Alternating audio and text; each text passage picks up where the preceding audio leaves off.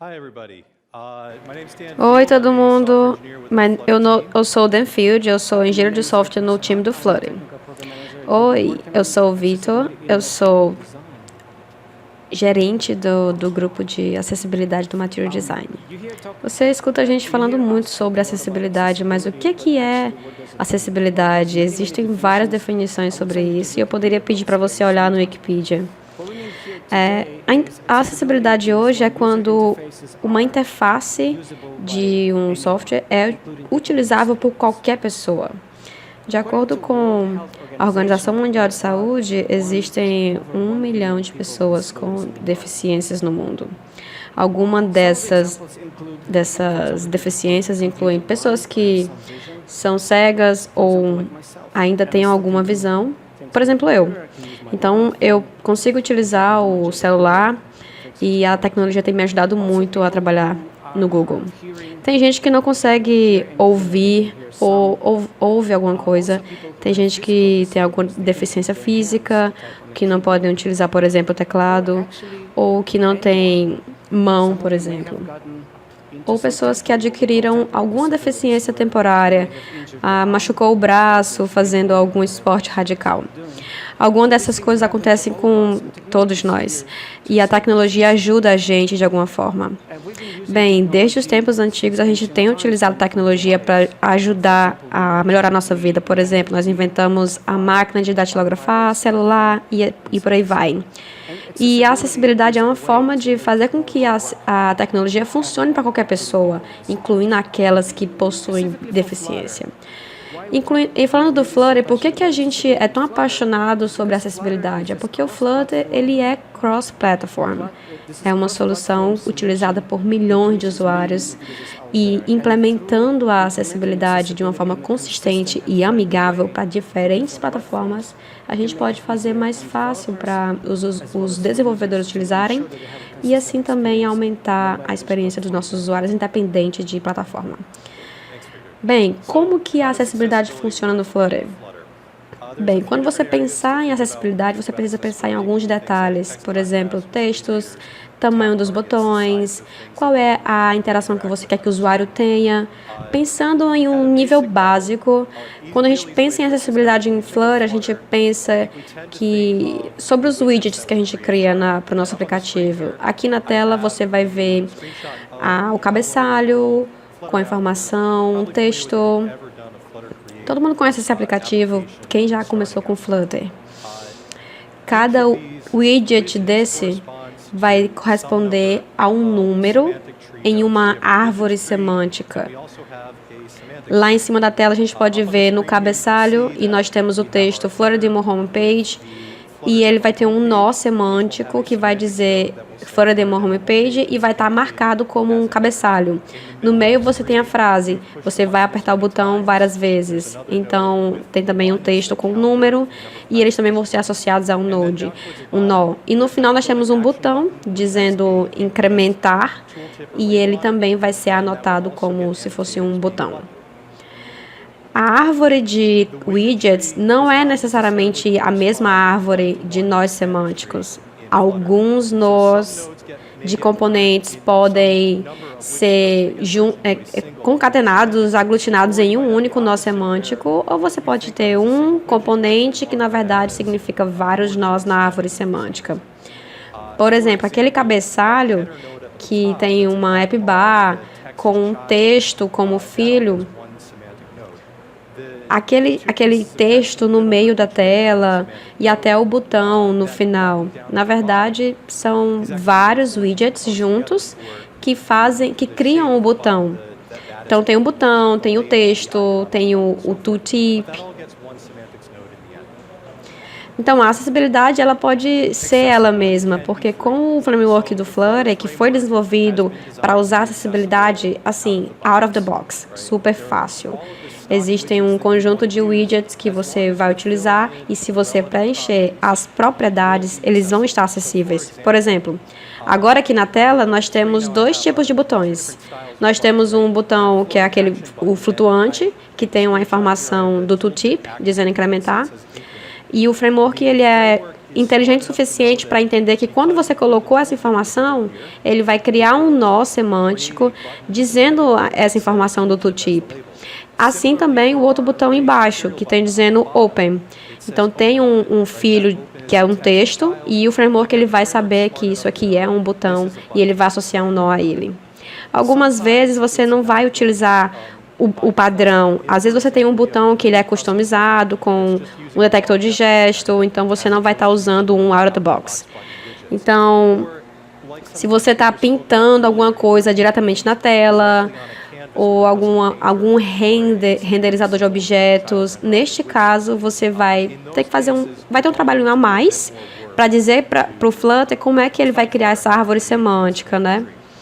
Então, falando dessas experiências, assim como a gente, designer, a gente também vai ter um tempo pensando como que o meu usuário vai interagir com a minha aplicação, como que a minha aplicação vai parecer, qual é a transição, qual animação a gente vai usar, como que esse usuário vai interagir com o meu aplicativo se ele estiver utilizando, por exemplo, um leitor de tela, uma tecnologia assistiva.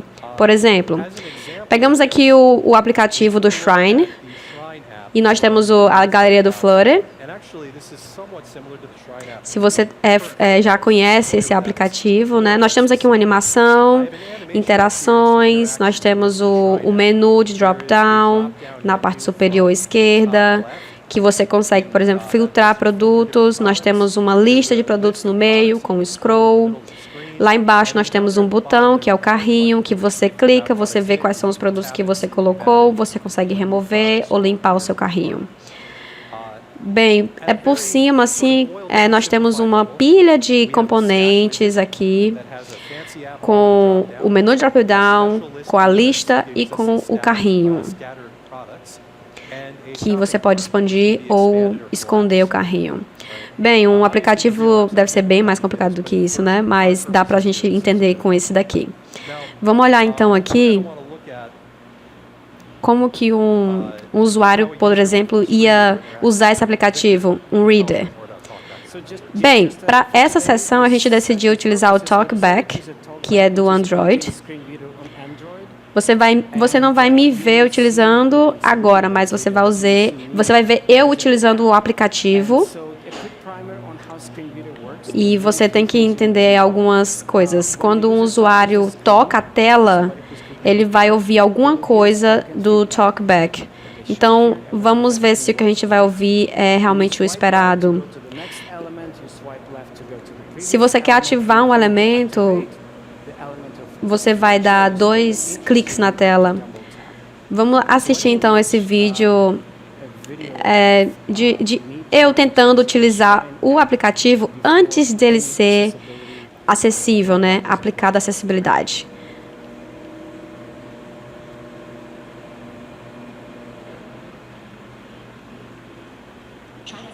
Clique 2 vezes. Uma imagem, Shine. Apelido, senha, cancelar, próximo. Abrir o menu. Clique 2 vezes para ativar, buscar. Clique 2 vezes para ativar, tudo, acessório, roupas.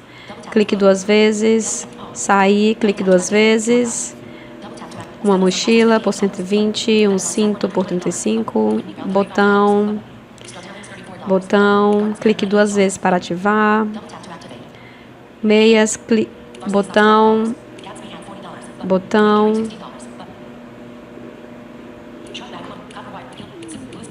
Navegando aqui indefinidamente pela tela, passando por todos os produtos até então chegar no botão voltar e o menu. Bem, foi bem doloroso, né? Tem um conjunto de coisas que aconteceram agora, ou seja, não aconteceram na verdade.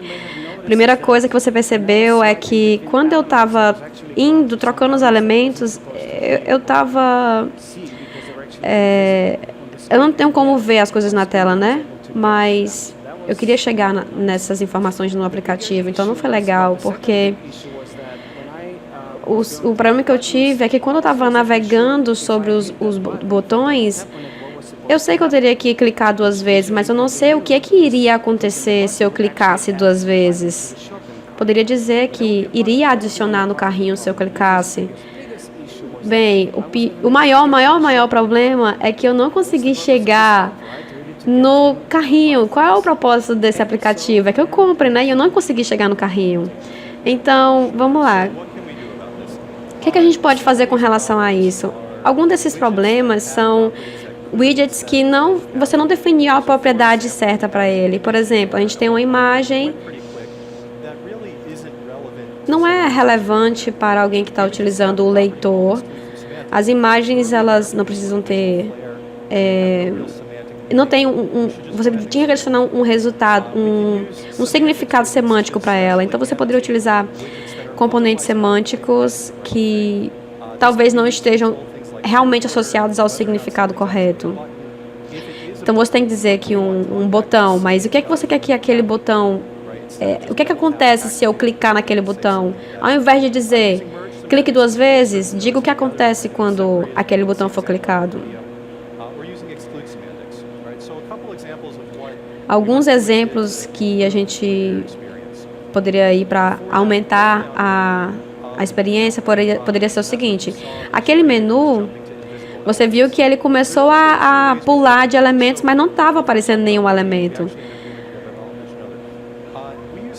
A gente utiliza semântica exclusiva, uma pilha de widgets serão pintados na tela. Baseado no estado, você pode controlar qual é a posição de um componente, como que ele vai ser animado. A gente quer, na verdade, excluir a semântica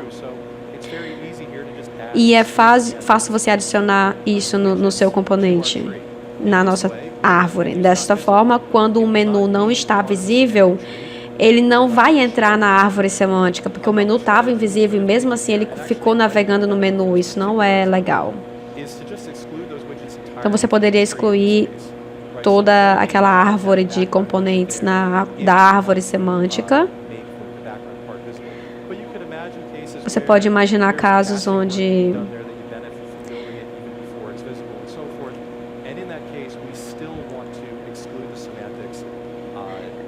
tem casos que você quer alguma coisa rodando no background, mas você ainda assim quer excluir eles da árvore. Outra coisa que a gente percebeu é que quando eu estava utilizando o carrinho,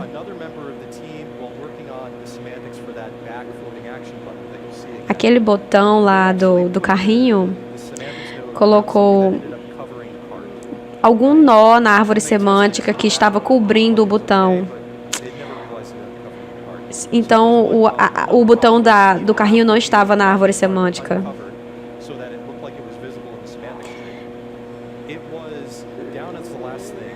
Ele estava até visível na árvore semântica, só que ele não estava com a prioridade na lista de nós da árvore semântica. Ele estava lá no final.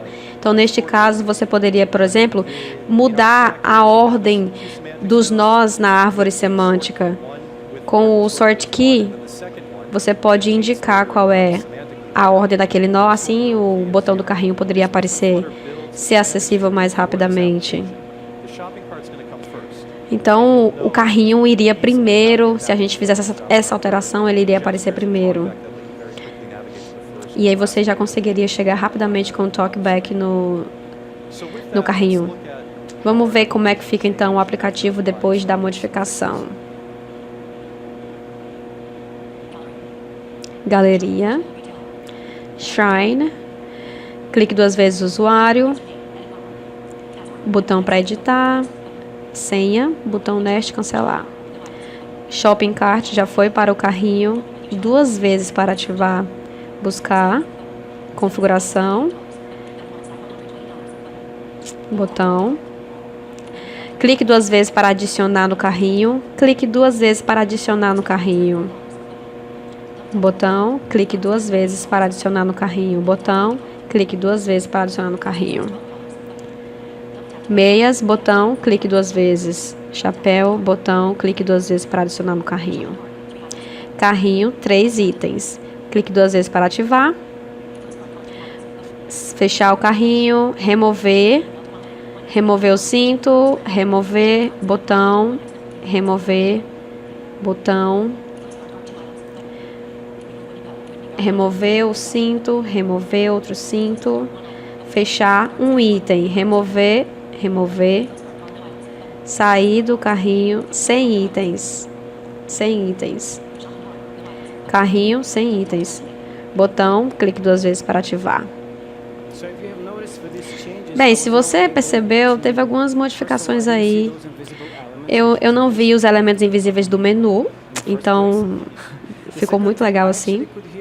A segunda coisa é que eu pude ouvir informações do TalkBack dizendo para mim adicionar no carrinho ao invés de clique 2 vezes para ativar. É muito mais user-friendly.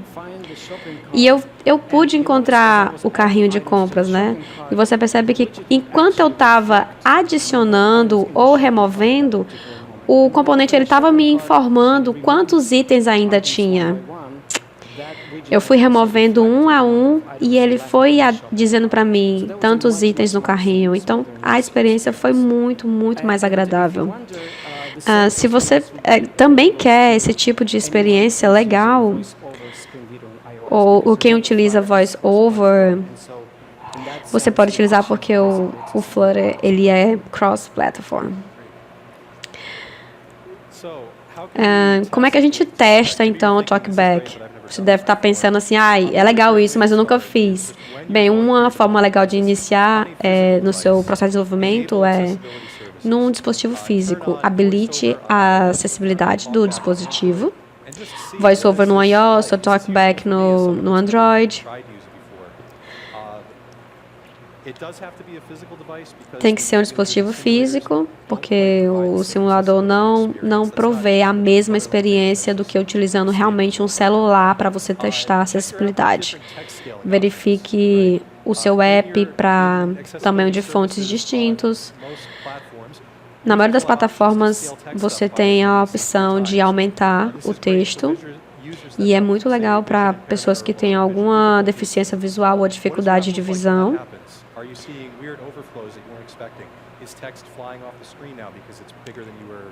E aí você pode pensar, quando você aumenta o texto, verificar se ele não vai sair da tela, ocupar um espaço maior. Bem, a parte semântica já é habilitada por default. Então, quando você roda o Flutter em um dispositivo, você precisa ter a acessibilidade habilitada no celular. Ele vai pedir para o usuário habilitar essa funcionalidade para começar a leitura. Se você nunca testou com o serviço de acessibilidade, os seus widgets eles vão sinalizar que deu alguma coisa errada. O time veio com... Vamos ver aqui esse botão. Utilizando testes. Se você já escreveu teste unitário com Flutter, você vai ver aqui. Encontre um texto, encontre um widget. Encontrar um label que tem increment dentro, incrementar, e que tem um tooltip. Então, se você escreve com teste unitário, é uma ótima maneira de você ter certeza que realmente o aplicativo vai estar acessível e vai ser possível fazer a leitura. Outra coisa é você checar o guidelines de contraste. Você pode colocar nos textos e nos textos do cabeçalho e do botão. Você pode verificar se, baseado no WCAG, o seu widget ele está legível, ele tem contraste suficiente. Você pode colocar isso no teste unitário, dizendo que ele precisa cumprir essa guideline. E também pode ser associado a tamanho, né? Com relação ao tamanho da informação. Será que o seu botão está grande o suficiente para quem tem uma dificuldade motora? Ou quem tem o dedo grande, por exemplo, no meu caso? Eu tenho esse problema, eu passo muito por isso com botões muito pequenos. Ver se tem rótulo nos componentes. Tá, isso aqui é um botão. Tá, mas eu não queria saber se é um botão, eu queria mais informação. Esse botão é para adicionar no carrinho. E aí você vai melhorar a experiência. Você pode colocar essa informação no teste unitário para garantir de que ela vai ser informada. Então, o problema é que, às vezes, o widget não está rotulado corretamente. E aí você pode colocar para seguir umas guidelines para aumentar a experiência. Finalmente, onde a gente pode ir atrás de ajuda, né? Nós temos uma documentação no nosso site, tem uma visão geral dos widgets e da semântica da árvore de nós, como que você ativa o leitor de telas e como que você testa. Nós temos também o Material Design, o guia de acessibilidade, que é um ótimo recurso para você ter certeza que os seus componentes estão acessíveis. E também a gente tem nós mesmos, né? A nossa comunidade, uma ótima comunidade com vários recursos em flutter.dev/community. E você pode ir lá atrás de ajuda e também ajudar. E essas informações elas vão ser alcançáveis por todo mundo. Então, gente, muito obrigada. Gente, muito obrigada.